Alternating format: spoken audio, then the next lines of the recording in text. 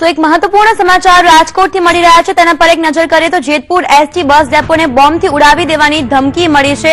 વારંવાર આ પ્રકારની ધમકીઓ મળી રહી છે, ત્યારે રાજકોટને ધમકી આપવામાં આવી છે। એસટી ડેપો મેનેજરને નનામો ધમકીભર્યો પત્ર મળ્યો હતો અને આ પત્ર મળતા જ હડકંપ મચી ગયો છે। ત્યારે તંત્ર પણ એલર્ટ થઈ ગયું છે અને ડોગ સ્ક્વોડ પણ ઉપસ્થિત છે અને કોઈ પણ અનિચ્છનીય બનાવ ન બને તેના માટે તકેદારીના પગલાં લેવામાં આવી રહ્યા છે। ત્યારે પોલીસ ખોટા કેસ કરવાનું બંધ નહીં કરે તો એસટી ડેપો ઉડાવી દેવાની ધમકી ભર્યો પત્ર મળ્યો છે। રાજકોટથી આ સમાચાર પ્રાપ્ત થઈ રહ્યા છે। જેતપુર સિટી પોલીસે ઘટના સ્થળે પહોંચી ગઈ છે અને તપાસ હાથ ધરી છે। એક લેટર મળેલો છે જે એની અંદર એવી વિગત લખેલી છે જેતપુરનો બસ સ્ટેન્ડ તથા ગોંડલનું બસ સ્ટેન્ડ આ બંને માનવ બોમ્બ વડે ઉડાવી દેશું એવી એમને અંદર વાત લખેલી છે।